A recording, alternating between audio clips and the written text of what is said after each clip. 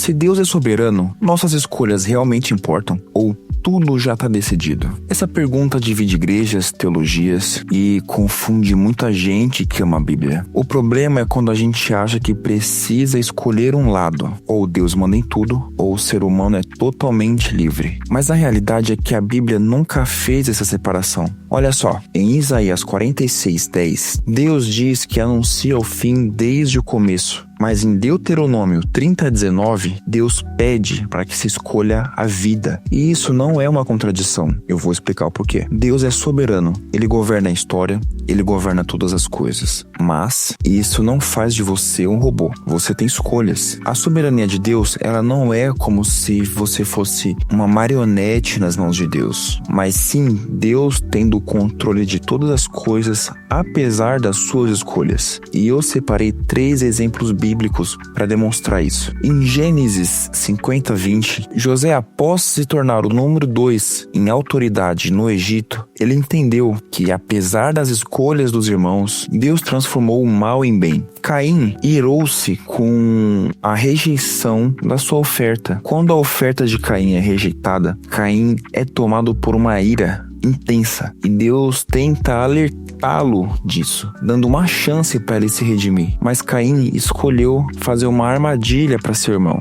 Abel, e assim tirando sua vida. Judas escolheu trair Jesus, mas Deus usou isso para que se cumprisse em Cristo a redenção do mundo. Tudo isso mostra que nós, seres humanos, temos o direito de escolher aquilo que nós vamos fazer, o que queremos para nossa vida. Mas isso não exclui a soberania de Deus. Deus não perde o controle da situação, Deus não perde o controle da história da humanidade. Mas Ele se utiliza daquilo que nós escolhemos para que se cumpra aquilo que Ele decretou. Mas agora fica a pergunta: por que é que Deus nos entregou o livre-arbítrio sabendo que usaríamos de forma errada? Sabendo todo o mal que a humanidade poderia fazer com essa dádiva, com essa bênção que nos foi entregue. É só ver o que aconteceu lá em Gênesis. Deus entregou a humanidade ao seu próprio desejo. E o que aconteceu? A perdição.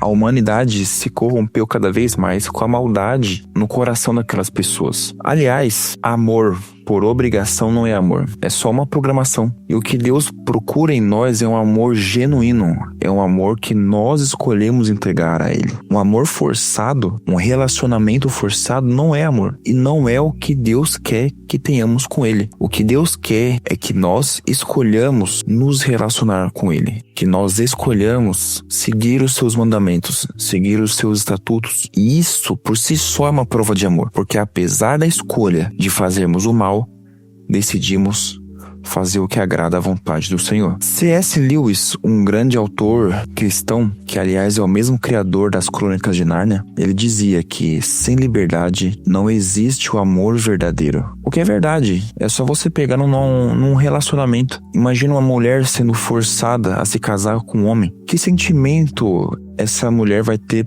por esse rapaz? Ou o contrário também é verdadeiro. O homem que é forçado a se casar com uma mulher não tem sentimento, não tem algo verdadeiro ali. Agora, quando ambos escolhem isso por livre e espontânea vontade, isso demonstra o que realmente um sente pelo outro. Eles estão criando um elo, um vínculo, uma aliança para o resto de suas vidas. Mas o que isso muda na prática? Bom, você não pode culpar Deus por suas escolhas, pelos seus erros, porque seus erros continuam sendo sua responsabilidade. Quando Judas pecou, ele sentiu o peso de suas escolhas. Aliás, o próprio Jesus disse: ai daquele que me trair, melhor seria se eu nunca tivesse nascido. Isso só prova que, apesar da soberania de Deus, nós vamos pagar pelos nossos erros. Aliás, Deus nos deu o direito de escolher entre acertar e errar. Segundo, você não precisa viver com medo de errar. Deus também usa seus erros para te fortalecer, para te amadurecer. E é Ele quem te redime. Errou? Se levanta